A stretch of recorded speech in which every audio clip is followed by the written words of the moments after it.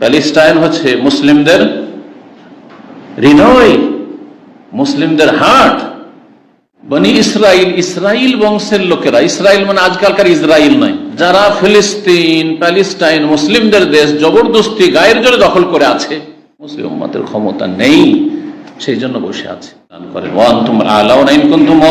তোমরাই ওপরে থাকবে, তোমরাই নেতৃত্ব দেবে। আল্লাহ রাব্বুল আসমানি সাহায্য, বিজয় নেমে এসেছে ইসলামের ইতিহাসে, আর আসবে সর্বদা ইনশাআল্লাহ। বর্ণনাকারী হচ্ছেন আবু হুরায়রা রাদিয়াল্লাহু আনহু। তিনি বলছেন, নবী সাল্লাল্লাহু আলাইহি সাল্লাম থেকে বর্ণনা করি, কাল নবী সাল্লাল্লাহু আলাইহি ওয়াসাল্লাম বলেছেন, কানাত বনু ইসরাইল ইয়াগতাসিলুনা উরাতান।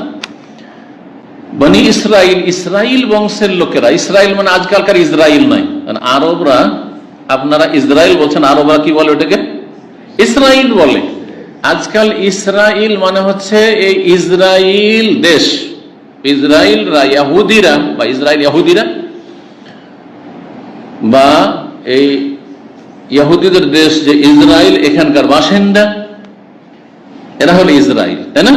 আজকালকার রাজনৈতিক পলিটিক্যাল ভাষায় যারা ফিলিস্তিন, প্যালেস্টাইন মুসলিমদের দেশ জবরদস্তি গায়ের জোরে দখল করে আছে, অন্যান্য বড় যেগুলি কুফরি শক্তি তাদের পৃষ্ঠপোষকতায়, জি, সাময়িক, ইল্লা বিহাবলি মিনাল্লাহি আহবলি মিনান নাস, হয় আল্লাহর সাহায্য কারোর সাথে থাকবে, আর না হলে মানুষের সাপোর্টে সাময়িক টিকে আছে। কিন্তু আল্লাহ রাব্বুল আলামিনের যদি সত্যিকার নিষ্ঠাবান বান্দা মুমিনরা হইতে পারে, তাহলে ইহুদিদের কোনো ক্ষমতা নাই যে মুসলিম দেশে, বরং মুসলিম দেশে নাই, মুসলিমদের বডির হার্টের উপর, হৃদয়ের উপর তারা বসে থাকবে। প্যালেস্টাইন হচ্ছে মুসলিমদের হৃদয়, মুসলিমদের হার্ট। আপনার বুকের উপরে কেউ বসে থাকবে আর আপনার গায়ে ক্ষমতা আছে, এটা হইতে পারে? অসম্ভব কথা। তাহলে বোঝা গেল যে মুসলিম উম্মতের ক্ষমতা নেই, সেই জন্য বসে আছে। ঈমানি ক্ষমতা প্রথম নেই, আর যার ফলে দুনিয়াবি ক্ষমতাও নেই।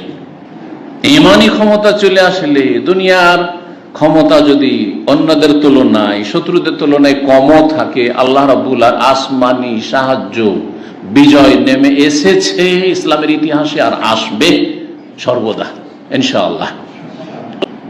তাহলে আমাদেরকে আগে ঈমানি শক্তি অর্জন করতে হবে। আল্লাহ রাব্বুল আলামিন যেন তৌফিক দান করেন। ওয়া আনতুম আ'লাউনা ইন কুনতুম মুমিনিন, তোমরাই ওপরে থাকবে, তোমরাই নেতৃত্ব দেবে।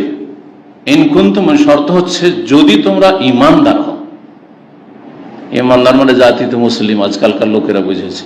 মুশকিলটা এখানে না, ঈমানদার মানে শিরক মুক্ত ঈমান, কুফরি মুক্ত ঈমান, মাজার পূজা মুক্ত ঈমান, পীর পূজা মুক্ত ঈমান, নাস্তিকতা মুক্ত ঈমান, সেকুলার মুক্ত ঈমান।